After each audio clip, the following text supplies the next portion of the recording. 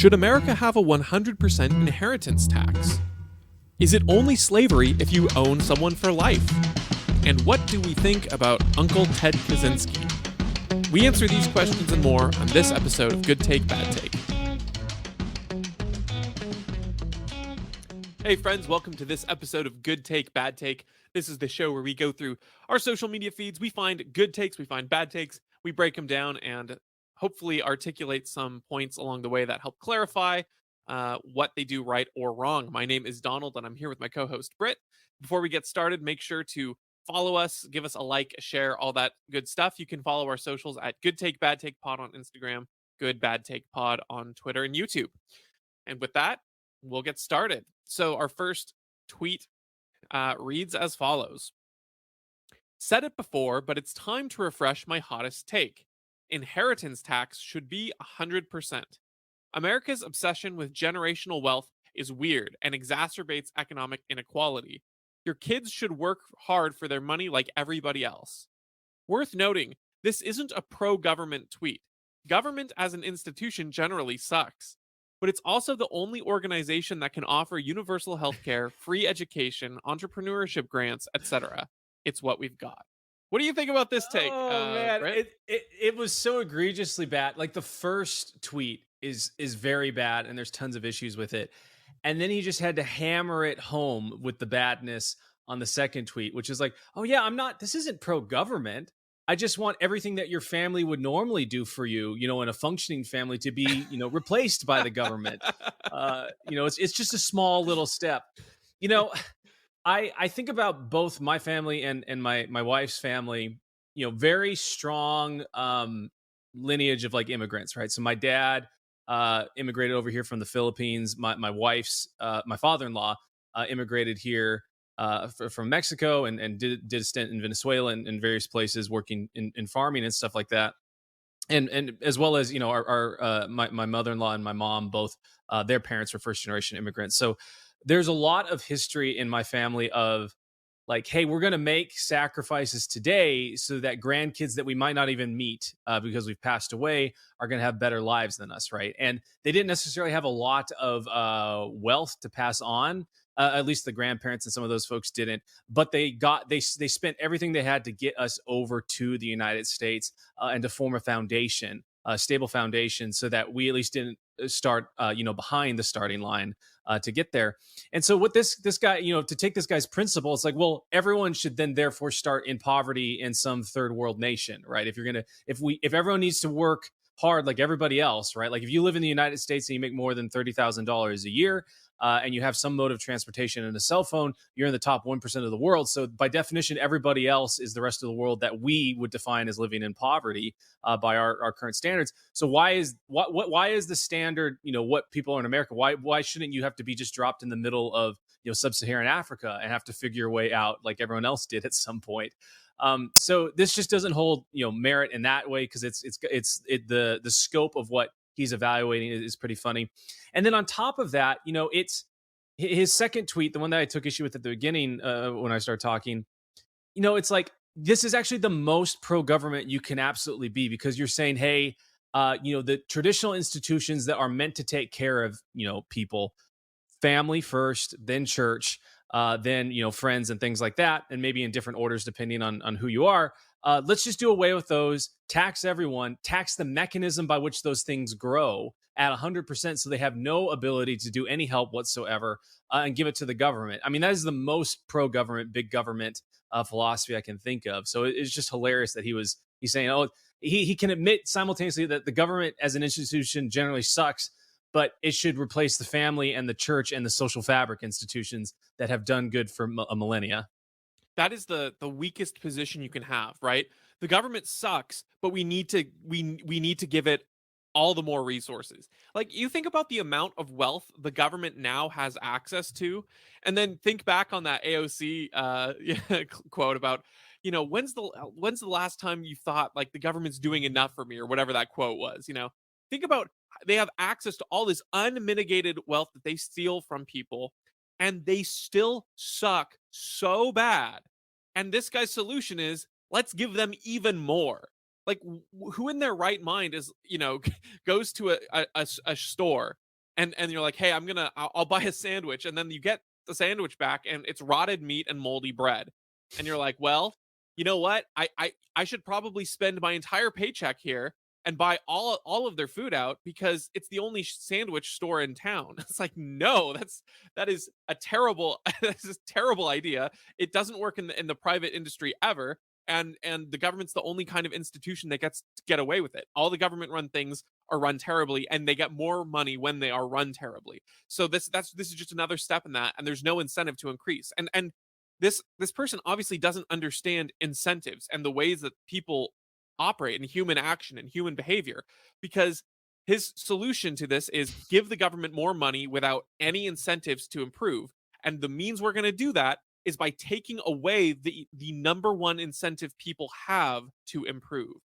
Generational wealth is what drives most people to not burn the turf per se, right? To not just live life in the short term and destroy everything around you. If you think about life as a game of finite resources and destructible things, and you realize that, you know, when you are working a job, you are creating value, you are also consuming resources at a certain rate. And usually leisure and partying and having a quote unquote good time involves consuming more resources and working hard and being disciplined and saving.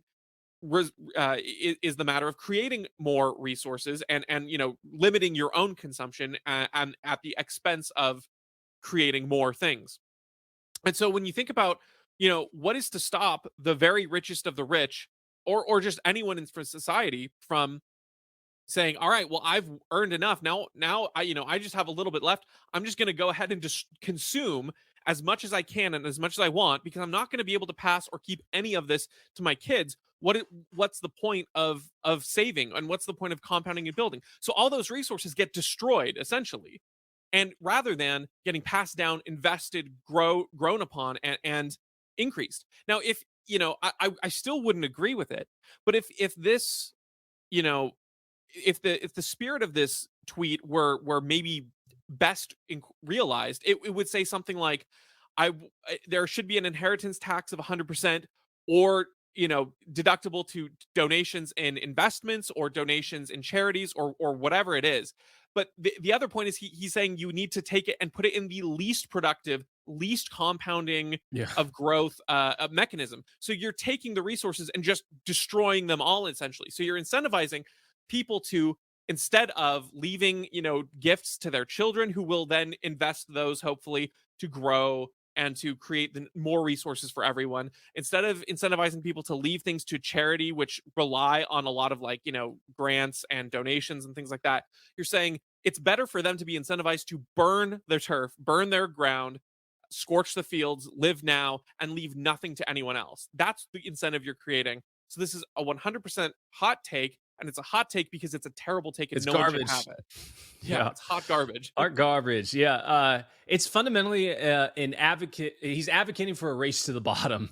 But every single time you start, you should be at the bottom of it. Like his third line there, America's obsession with generational wealth is weird and exasperates economic inequality. Like, imagine if someone said that, and this, I guess this isn't too far off, but someone said this about physical fitness, right? It's like, let's just say the Spartans' obsession with combat readiness and physical fitness is weird, and it exasperates physical inequality. So therefore, anyone who shows up to the gym, before you walk in, you've got to eat 500 pounds of pizza so that you're overweight and feel awful and have a heart condition, because that's what Jimmy over there is starting with. Everyone needs to start from that same spot. You should work just as hard as Jimmy and everyone else with a heart condition and overweight issue when you go to the gym, regardless of how much you've stacked in the bank. Because regardless of whether you think of generational wealth as me passing it down to some spoiled rich kid or whatever, it essentially is, you're saving. That's what generational wealth is. It's saving. It's preparing for the future. And like you're saying, like, this will not only incentivize scorched earth, which is like, well, before I die, I'm going to spend every single dollar I've got, regardless of whether it's used usefully or wastefully, but it also doesn't incentivize any preparation for the future, right? Because basically it's like, well, if you prepare for the future, and tomorrow you're not guaranteed it and you die, then like someone else is going to make the call about how those resources that you use to prepare for a future that you could potentially see are going to be used, and they might get it wrong. And that's what's so weird about his second tweet is like, yeah, the government sucks. As an institution, it generally sucks. It's not great. It's not, whatever. But I also, everyone's ability to plan for the future, I want to give that to this institution that sucks. It's like, I don't know if there's any more important decision in your life than the ability to make decisions about what's going to happen. I mean, the second we wake up in the morning, that's what we're doing. We're making a prediction that when we hop out of bed, we're not hopping into a hole. We're going to hop onto the ground.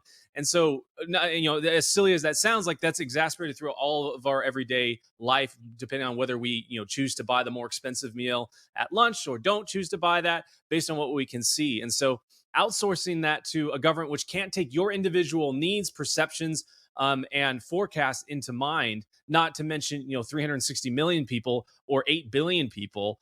And that's another thing that this guy fails to address. It's like, okay, so now you're going to tell me that in Africa or some place that is not developed, some country in Africa, like, oh, they can't prepare for the future. Like a company can't save money and then reinvest it. That's like whatever government exists there needs to be able to do that. That's just not how civilizations are built. That's not how family units are built. That's not how things get better. Things get better when they are built upon when people that have come before have laid the foundation of something great for someone that is now going to build upon that further, and then ideally that mindset is continued on to the next generation and so on and so forth. Yeah, if this guy really wanted to fix the problem, he would take a look at the Fed, because the Fed is what's creating the incentives for this sort of inequality Hmm. of wealth. When you think about wealth in terms of value, you realize that monetary wealth is just another form of value. There are other forms of value that, much like your Sparta example with the gym, you could let's take it to their neighbors in Athens, and let's talk about education. Well, by this, there should never be any books written that work on the prior knowledge of That's a better any other example. books written, right? Yeah. Because if I were to read a book that had a higher a level of understanding of physics because of the last 3 generations of scientists that have studied and compounded on this, well, now that's unequal with someone who's reading the prior books back then. Or there's no, that might seem a little bit silly in the sense that, well, they would just print this a book for everyone to read, but the principle is the same. I should never have any educational advantages. No educational advantages should be made available to people that relies on prior knowledge, because that could exacerbate inequality of knowledge, because that's another form of value, right? And and so you think about that, and then you think about the very smartest and most intelligent and productive members of society. Generally speaking, their intelligence actually helps all of humanity, because they are able to utilize their knowledge, their dedication to studying, to create things that either help spread that knowledge or utilize the knowledge in a way that is productive for other people.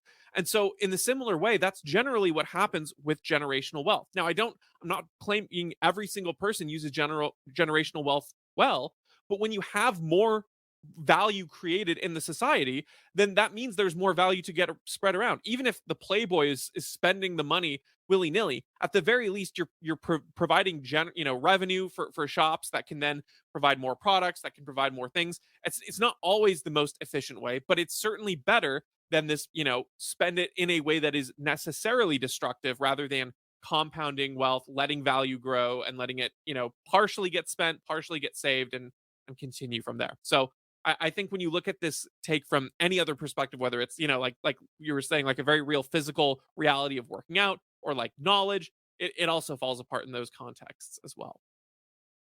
Okay, our next take here says, it's a quote tweet. So the first tweet reads, "Conscription is slavery, regardless who uses conscription." And the quote retweet reply to that is, "Slavery is owning other human beings for life. Conscription is forcing human beings to join a military for a period of time. Tim is not good at words and what they mean. Don't be like Tim." That was the original tweeter there. What do you think about this comparison, Brett? Yeah, so I mean, the Tim, who this gold wedge group thinks is dumb, was talking about the conscription going on in Ukraine, and how Ukrainian men, some of them are fleeing and things like that. Um, the logic just does not hold in the Gold Wedge Group's tweet, because it's like, okay, so if let's just take the slaves of the South, right, on a plantation.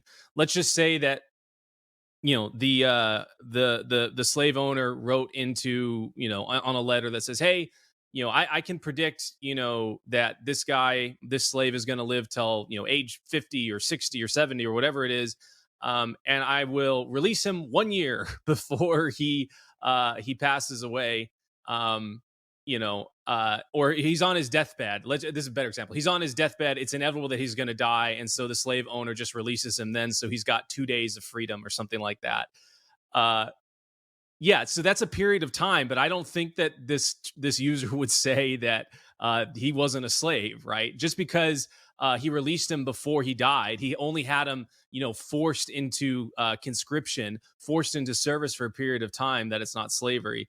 Slavery is when you're being pushed into something, regardless of your choices. It's involuntary servanthood, regardless of if it's for a day, if it's only, if you're compensated for part of it. It's the fact that you are not voluntarily lending your labor, services, mind, skills, whatever, and someone is forcing you to lend those things to them, either at a reduced price, all the way down to zero, and for whatever amount of time, even if it's for 1 minute. I think the other thing about this, you're absolutely correct, and that's immediately where my mind went too. That the other thing, but just thinking about this is another great example of uh, trickery of words and trickery of argumentation, where this Gold Wedge Group says nothing. So Yeah. the point Tim is making is conscription is slavery regardless who uses conscription. So colloquially, we understand that to mean what slavery was in effect, right? This involuntary forcing of your life and your choices, and like you described. Okay, let's say for the sake of argument that Gold Wedge Group is 100% correct, and that the only acceptable definition of slavery is the very specific form of slavery that the African uh, individuals were subject to when the U.S. Bought them from the traders, or bought them from other tribes in Africa, brought them over, forced them to work on their plantations for life and death. Let's say that was the only acceptable definition of what slavery is. Tim's point still stands. Tim's point still is that conscription is still the involuntary using of someone's body against their will in certain ways for labor, whether they like it or not. That still applies, whether or not it's specifically the definition of slavery that Gold Wedge Group wants to use or not. Of course, broadly speaking, that is what slavery is this involuntary use. It doesn't matter the period of time, that is slavery.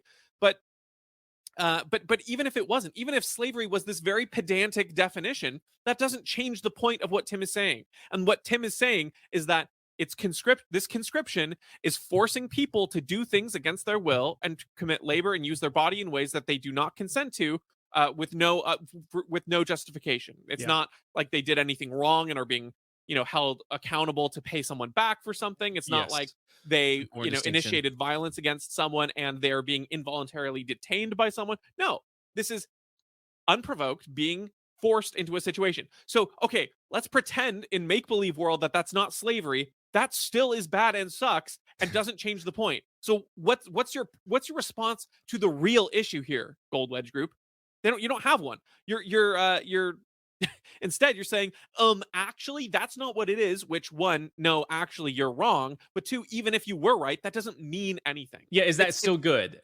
yeah, exactly. It's the equivalent of someone makes a typo, and says like conscription is always salvary, regardless of who uses it, and saying salvary isn't a thing, idiot. And you're like, okay, cool. So acknowledge the meat of the argument instead, and they're completely avoiding that. Yeah. I don't have any more on this one. It's All pretty right, silly. let's move on. Yeah. Okay, this one comes from Joshua Reed Eagle, who is, I don't think he's the chair, but I think he's a proud member of the classical liberal caucus of the Libertarian Party. He tweets, did you know that if police are suspicious that you used cash, your car, or even your house to commit a crime, they can seize it without a trial, forcing you to prove your innocence to get it back? The practice is called civil forfeiture, and it's abhorrent and anti-American. What do you think about this tweet, Britt? It's good. We've had takes by Joshua on here before that have not been good. Yep. And usually they're pretty cringe, but this is good. And it really I like how he worded it, because if police are suspicious, because it's not, that's completely true. It's not, people will say things like, well, if you have nothing to hide, you have nothing to fear. It's like, no, you actually have something to fear, because if the police have any sort of inkling or thought that you might be hiding something, they can take your car, your house, everything, without any sort of trial, indefinitely, basically. And you have to prove your innocence to get it back. So I really liked how he worded it. I think that this is an aspect of American culture that, you know, is in some small circles, I think is kind of known and everything. But it's like, this is a blatant example of something that is unconstitutional, that the Constitution couldn't prevent. And that the thin blue line does. Like I think about on Facebook, like I saw this police department posting about how they had taken, they had outfitted a new Ferrari that they had, that they had seized, to be part of one, for their police officers to drive around and stuff like that. So that's what happens to these assets. And who knows, maybe that Ferrari was used in a crime. But we have due process for a reason. You shouldn't be able to take things from people unless you can prove through the right process and right order that it was used in a wrong way and should be forfeit. You can't just have an opinion and take it away. That's how a gang functions. That's how the mafia functions. That's how organized crime functions. And so when people compare, when libertarians, kind of use some really spicy rhetoric and compare police to gangs or mafia or anything like that, a lot of conservatives and folks get really triggered about it, because they do know a good police officer or two. Like I know a couple of good police officers that I'm really good friends with. I think they're awesome. I would trust them alone to protect my wife and my kids. All these people, they're really honorable people, but that is not representative of the institution of the police, which this type of thing, civil asset forfeiture, and a lot of the abuse that occurs within it is actually a feature, not a bug. Yeah, I was gonna say, there's kind of the meme about tweeting about civil asset forfeiture in the middle of like COVID and stuff. But I will say this is a Yeah. well worded tweet. It's a good take. It's all, and I have no. In fact, I saw him the other day tweet about guns, and it was a great tweet there. And I was kind of surprised. I'm like, I shouldn't be surprised that he's good on guns, but I am, just because he's had some really bad Yeah. takes. So, but anyway, all that being said, no, yeah, this is a great tweet, and it's funny because I'm not. I feel like people think that this kind of thing happens a lot less often than it does. And it's crazy how often this kind of thing can happen. And you just think about the fact that the police, like on a basic level, a police is a person, okay? And if you know yourself, you know how deeply flawed you are as a person. Okay, you are subject to um, all kinds of temptations. You're subject to malice. That's just natural human being, right? And then you think about the institution of the police is very insulated from their own kind of accountability. There's so many ways in which the police tribunals themselves get to be insulated because of their own court system. So they try each other. They like to stick out, keep each other safe, because that guarantees that they'll be kept safe. And so there's a lot less accountability for them, unlike you as a regular person. Now, I'm not saying that if there were no laws, that means everyone would start going out murdering people left and right. But what I do mean is that when there are the temptations that normal life provides to uh, get something, you have there's usually a check, right? There's usually some form of check for yourself, whether that's security camera from the store you're in, so you're not just going to grab that candy bar and walk out of it without paying. Or even if it's just in our current society, the threat of being arrested, that is somewhat of a check. When that goes away, um when there are less and less incentives for that, people's behavior can get worse and worse. And I think the police have demonstrated that. And it's not exclusive to the police. Like I think about Yeah. this recent example. I don't know if you heard about this. How a delivery driver from a package for Amazon left a package on this guy's doorbell, and it was no one was home, and it was an automated response that said something like, "Hey, thanks, have a nice day." The guy had earphones in, walked away, and thought someone inside had said a racial slur. So we reported it to Amazon. Now, here's the thing: that guy whose house no one was home in is a smart home.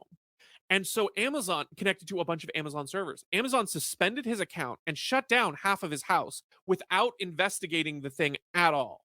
Okay. So the guy gets home, he's kind of like half of his house functions don't work. It took like over a week to get resolved Oh man. because he had video evidence that nothing was said, that it had just responded that way. They just reactivated anything with everything without even we're sorry, we messed up. Nothing like that. So the reason I bring that up is to demonstrate that these kinds of things where it's like, this guy misheard something. Okay, he misheard what he thought was a racial slur. He didn't check into it. He didn't do anything to verify, and Amazon themselves did nothing to verify and just acted. And that's the human reaction, no matter what institution you're in. And when there's little retribution, like in this case, Amazon has very little retribution, and the police even more so has very little retribution for something. Because at worst, they're like, oh, we'll just have to give you back the stolen good if we're proven that it wasn't used, which having to prove a negative is very difficult. And then even if that is the case, like if they have to pay a fine or something, then the taxpayers are on the hook, not Yep. the police. So there's even fewer incentives to verify this kind of information. So the fact that they have this power carte blanche is terrible. It is anti-American, maybe in the spirit of of American freedom. And so I'm glad he's calling it out in this way. Yeah, I do. The joke you were talking about, where it's like in the middle of Oh yeah. COVID, where some of the worst, violations of freedom in recent memory were occurring on a mass scale. The Libertarian Party tweeting about civil asset forfeiture was pretty silly. But that doesn't mean that it's like not an important thing that people should know about, right? Like I still talk to people. I say, "Do you know what civil asset forfeiture is?" And they're like, "No, I don't. What is that?" And then when you describe it to them, like, they can't even believe that that's real, right? Because it Right. just sounds so crazy. In the same way, we've talked about it a long time ago, but like certificate of need, in Yep. Washington State, where basically, I even talked to someone in the healthcare industry about this, like in healthcare administration, fairly high up, like director level. And I was like, well, what do you think about, because they were talking about COVID and like the lack of hospital beds and stuff. I was like, well, what do you think about Washington's certificate of need laws and all that? And she didn't know what it was, right? And it's like, yeah, well, this is what the equivalent is if I were to liken it to pizza. Like anytime you want to open a pizza shop, you got to consort with Domino's and Papa Murphy's and Papa John's and Pizza Hut to make sure that they're okay with you opening a pizza shop. That's the equivalent of it. Now just transport that to hospitals and medical systems. And people are like, no way, that can't exist. But it's like, no, it does. And that is a feature. It's built into the laws, into the system. It's actually called something within this system of government that we have. And it's really hard to believe because we operate within it all the time. It sounds tyrannical. It sounds like, like the barons of old that would impose their will upon people unfairly. But it's like, yeah, we still have those sorts of things going on right now. They're just a little bit further away and they're a little bit less sharp. So they don't, draw a reaction out of you, but they're still there and they are an invisible hand that is, forcing its will upon you and making you suffer without you even knowing it. Yep, that's absolutely right. Okay, our next post comes from Remnant from Remnant Posting, and this this tweet reads: "People can look at Kaczynski and say I don't agree with his methods all day long, but here's the thing: would anybody have ever read his work if he hadn't done those things?" Of course, referring to Ted Kaczynski, the Unabomber. Yeah. And Who those recently things passed away. yes, who just passed away. Those things being, blowing people up, I suppose. But It's I mean, it's a bad take because I don't like any take that affirms the unjust taking of human life in any way. And that's they might not be necessarily saying that, and I don't really know their intent, but that's what it kind of alludes to. yes. And that being said, I don't know if they're wrong in that Ted Kaczynski might not have been read, and his works might not have been so out there, at least in a pre-internet age. In which these bombings took place, if he hadn't done these things. But I think that obviously there is no, to quote Captain America, we don't trade lives. There's no Yeah. I'm like, there's a principle to uphold, and I don't think that taking lives, any message getting out there at the expense of innocent life is worth it. I think I think the methods that you use, the means to the end, can make the end somewhat evil or taint it. So I think you could make the argument in the exact opposite way. It's like, well, how many more people would have read his work if he hadn't done those things? Potentially, especially with the dawn of the internet coming, and if his writing was so powerful, I mean, maybe it wouldn't have happened within his lifetime. Maybe it would have taken 50, 60, 70 years to kind of get out there. But good writing eventually does go out there. You think about a lot of famous artists like Vincent van Gogh.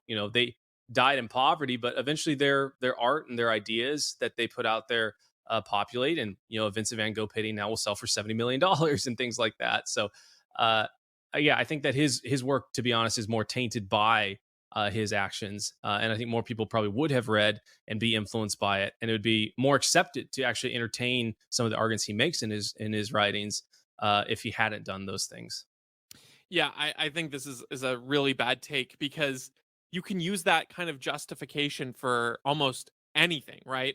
You could say, well, or you could use it in an example for things that you don't know will take off. Like, I mean, I don't get the point that it's trying to convey because it seems very far fetched that this person would actually try to justify what he's done. But frankly, that's what it looks like they're doing. And Yeah. I mean, by that metric, would you say that it's justified to, like were the 9/11 terrorists justified in taking down the Twin Towers because of America's foreign intervention? Like, no, that's not like our foreign intervention can be wrong and be immoral, and we can be doing horrible things. And that doesn't justify the murdering of civilians on our land. Because now we were able to read their complaints about why they attacked on 9/11. Like we wouldn't have read that probably otherwise. That doesn't justify that behavior. That's it's you always have to have sort of a proportional, if I don't think it's moral and regardless, but even still it's not a proportional response to say that his complaints, as true as they may be, being read by a lot of people justifies the death of innocents. I don't think that's proportional at all. And I also think that, like you said, while there's no guarantee that people would have read his stuff, there's also no guarantee people wouldn't have read his stuff. Yeah. Like a well-written treatise like that, in particular, in the age of the internet, can make its way around. People can discover this stuff, and I mean, you think about stuff that like even Michael Malice and the Anarchist Handbook exists, and he's resurrecting these very old documents from people that maybe were fairly well read, but now it's a number one bestseller. So they're being resurrected all over again. And he doesn't agree with everything that's in them, but they're being spread. So those kinds of writings can go a lot bigger than people think. And again, this to me, this is a post that lacks direction, that lacks a definite like, here's why it's justified. It's not justified. It's kind of like saying, well, would I ever be famous if I didn't shoot someone in the head? It's like, yeah, you may never be famous. So what? Like that's you're not telling me that, people reading Kaczynski's stuff is more important than those lives. You're not justifying that to me. I don't think there's a good justification for that. Yeah, I mean the age old saying, "Be careful hunting monsters lest you become one," Yeah. is even more true in the age of like social media. And I don't know this group or this person and their political views, but like you can make the same argument about like the social media algorithms, which I think are very responsible. I mean, that combined with just fallen human nature and the need to have attention, but they make people do crazy and awful bad things at the dangled carrot of fame and influence, right? But like, what good is your influence? What good is your fame? What good is your ability to say things to millions of people? If you've done something ugly, disrespectful, awful, evil, and immoral, you have nothing to stand on. You have nothing earned. Like you've only earned it through shock value and entertainment. You don't actually have influence. You just have spectacle at the end of it. And so, I'm a lot of people that like kind of like Ted Kaczynski definitely fall a lot, not like Ted Kaczynski, like the readings that or the writings that he wrote. They generally fall on a more conservative libertarian side, very anti like technology and stuff. But like the funny thing about it, right, is that like our current technology does the same thing that this guy's saying that Ted Kaczynski did to get his stuff read, right? Which is do something crazy to get people's attention. It's like, well, that's not That's not the point. That's not what being a good person about is about. Being a good person is about upholding a principle regardless of the cost, regardless of whether you live to see your influence done. It's about doing good because it's good, not because it's going to have the effect that you would like necessarily at the end of the day, due to your actions. Absolutely. That's right. I think our next take is related. So, unless you Yep. wanted to say anything more, let's go ahead and look at this one from Angela McArdle, the chair of the Libertarian Party. Angela tweets, Ted Kaczynski became part of the American mythos because he articulated the alienation and frustration that so many people feel in modern society. Much like the killdozer, he personifies the rage we feel at a gargantuan, spiteful system that indifferently eats us alive. The takeaway in both tales should be that our current system of governance has the ability to push people to their limits and break them psychologically. The local government did it to Killdozer, and MK Ultra did it to Uncle Ted. While I believe that localization is the best form of government, there is no way to prevent all the evils of government. Government is a distillation of the worst aspects of humanity. You can survive small doses, but it is safest when not consumed at all. What do you make of this tweet? Hey, this is a much better tweet than Yes. than the last one, which I would expect nothing less from Angela McArdle, who usually has really great takes. I didn't realize this, but like an often quoted quote by the Killdozer guy, Marvin Heedmeyer, I think was his name, is that sometimes reasonable men are made to do unreasonable things. If you look into any of his story, the persecution of his government upon him, um, while not warranting necessarily violence, definitely would push a lot of us to the brink of it, right? Like completely, literally bulldozering over him, pun intended, to get a concrete plant made, and basically ruining his small business, totally ignoring him, being complete jerks, and finding him for things that really didn't matter, and trying to basically push him into poverty. It drove him to think like, well, man, like I have nothing left. These people have taken it all from me. Things that I had as a human right, to live, work, and own property, to advocate for myself, and then the very people who are supposed to like represent me are here against me, and so that pushed him over the edge, and he ended up building literally a tank of a bulldozer, sealing himself inside, and then he bulldozed over City Hall and the mayor's house. No one actually died, which is kind of crazy, and maybe a bit of a testament to what his message was. But yeah, the unreasonableness and the evilness of the local government, because it was his town that did this, drove him to do that. And then, I mean, if you look into anything with Ted Kaczynski and MK Ultra and the experiments they did upon him, he was basically a prodigy. And then they grabbed him, filled him up with various types of drugs and experimented on him, the same types of stuff they were doing on Charles Manson. And then they let him back into the world, and that kind of shaped his perspective and made him go the way he did. My favorite quote in here that she has is, "Government is is distillation of the worst aspects of humanity." I mean, that's just fantastic. It's like there is nothing good about centralized control for people that have no consequences for the actions that they take upon you, and they have every incentive to do selfish actions themselves, and selfish actions that have no future or current benefit to you. So it was just such a great sentence she wrote right there. Yeah, I think yeah, I think you're absolutely right. This is a really good take. I the funny thing is I do believe that people should take accountability and responsibility for their actions. But in particular, in cases where you harass and threaten and provoke someone to this point, you at least can see how there are people that get driven to do things that they would not normally do. Now, that doesn't absolve them of blame, that doesn't excuse them. But I think Angela here weaves the fine line there of pointing that out, right? It's kind of like, if you're with your siblings in the car and like one sibling's like poking you over and over, and you come back and you deck them in the face. That you shouldn't deck them in the face. That's wrong. But it's not like you just turn to them and we're being mean and mad and say, "Hey, like, hey, loser," and punch them in the face. It's like you're just like, "Stop, leave me alone." And they kept provoking you and drove you to that reaction. Again, not justifying the reaction, but it is highlighting that the sibling doing the poking probably shouldn't be doing that poking. Yep. And that's what the government does in so many ways. And I think the stories of these people need to be perspective. You can't just have, the one side of the story. You need to see the full picture, and see that there was provocation, there was provoking, just like in the case of 9/11. It's Yep. like this didn't come out of nowhere. It wasn't a good thing. It wasn't justified. It wasn't morally correct by any means, but it didn't come out of nowhere. And you should be stopping those things. And more you should be seeing that these kinds of acts that happen, from the government, it's not incidental. It's not like, oh, the government accidentally was bothering this person too much. This is by design what they do.